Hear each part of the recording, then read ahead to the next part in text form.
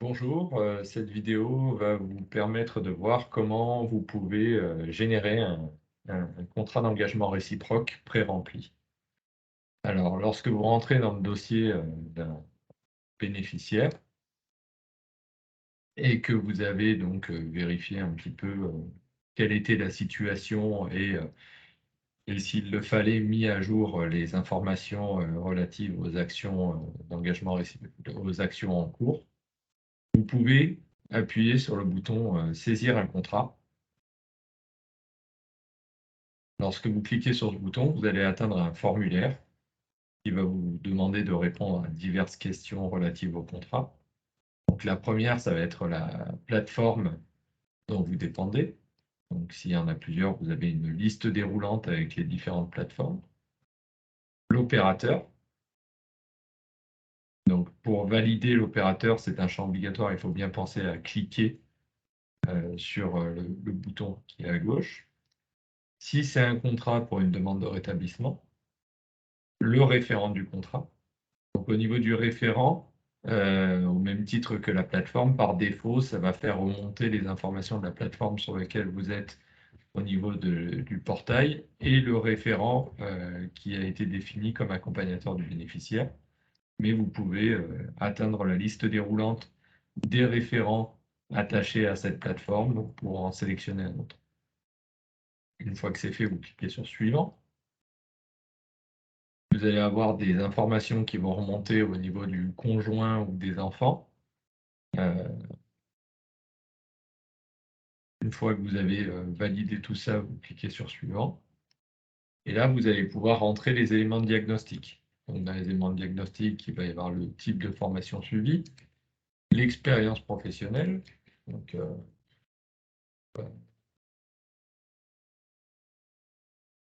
Donc, l'expérience professionnelle la plus significative,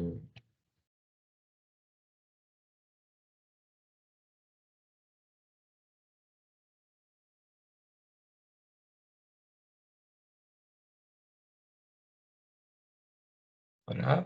Le dernier emploi occupé.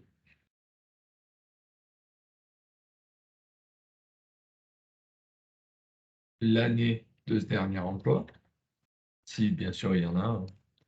La durée en mois de cet emploi.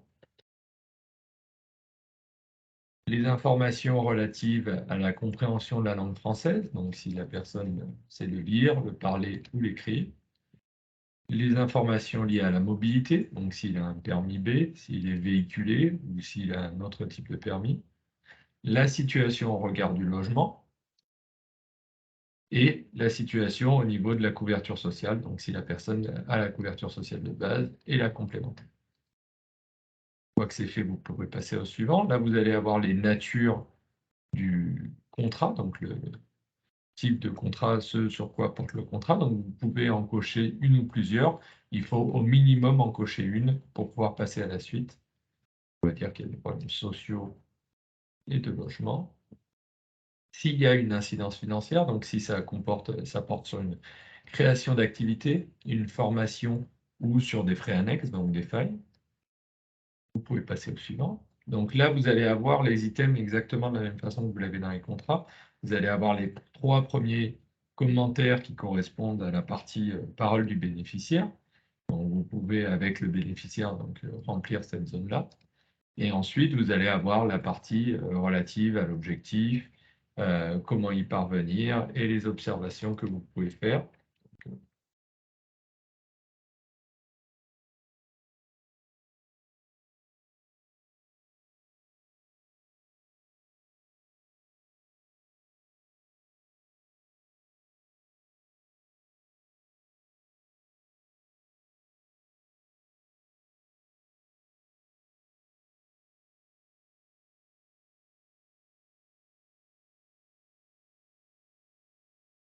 Voilà, une fois que vous avez rempli tout ce que vous avez à donner comme information, sachant que vous avez, si je ne me trompe, 1000 caractères dans chacun des champs commentaires pour mettre un maximum de détails, vous pouvez passer à la suite.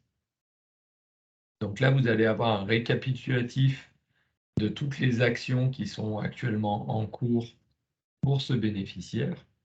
et vous allez pouvoir rajouter donc les nouvelles actions qui vont permettre l'insertion et l'accompagnement du bénéficiaire. Donc là, vous pouvez accéder à la liste des actions. Vous pouvez faire une recherche rapide en tapant dans le champ. Donc là, imaginons que vous voulez lui prescrire un NSIAD. Vous pouvez rentrer la date de début si elle a déjà commencé, voir la date de fin si c'est déjà terminé, si c'était juste nous indiquer que entre le premier et le précédent et le nouveau contrat, la personne a fait cette action. Donc, vous pouvez remettre une date de début, une date de fin. Si vous mettez une date de fin, on va vous demander le motif. Donc, vous pouvez indiquer ce qu'il en est. Vous pouvez rajouter d'autres actions. Hop, de la même façon. C'est-à-dire qu'il y a une formation PRF qui n'a pas encore commencé, qui est juste prescrite. Ensuite,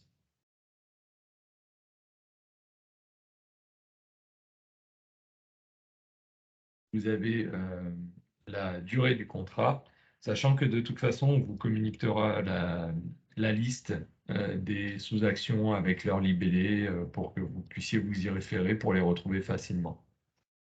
Donc, on va mettre la durée du contrat, donc une durée en mois. Donc, si elle fait moins de 10 mois, 12 mois, il faut bien penser à mettre le 0 devant, donc au format 0,6. Et la gratuité des transports, donc si vous voulez la gratuité des transports urbains ou la gratuité des transports interurbains. On va dire qu'on veut la gratuité des transports urbains. On clique sur suivant.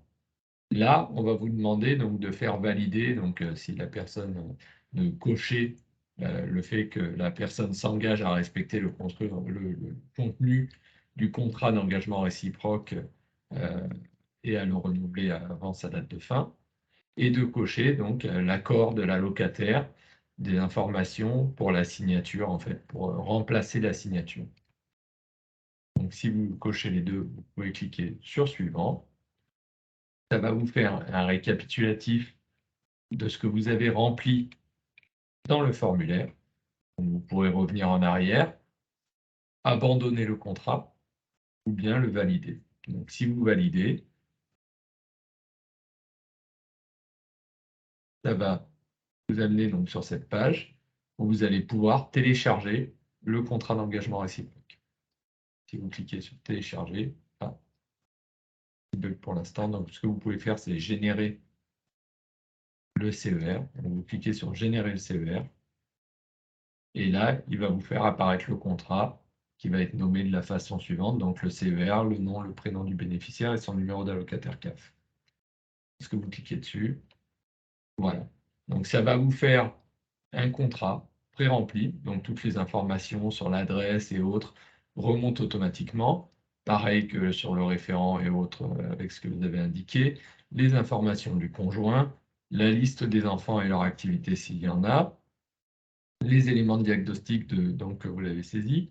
Donc, il y a les premiers éléments de diagnostic qui nous reviennent de Pôle emploi, donc comme le numéro Pôle emploi, le niveau d'études et s'il est inscrit à Pôle emploi. Et après, ce sont les informations que vous avez saisies préalablement, la nature du contrat et s'il y a des incidences financières, les différents commentaires donc, que vous aurez saisis, les actions qui étaient précédemment en cours, les actions propres au contrat que l'on a saisies tout à l'heure, la durée du contrat et s'il y a des demandes d'aide au transport.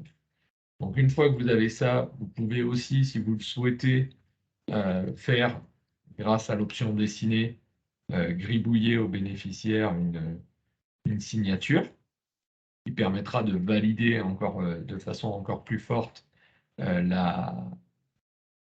l'action de signature du bénéficiaire. Et ensuite, vous pouvez tout simplement enregistrer le document et ensuite le transmettre via la procédure de transfert du CER et de transfert de fichiers via l'extranet. Donc voilà un petit peu les manipulations qui vont vous permettre de pré-remplir un CER.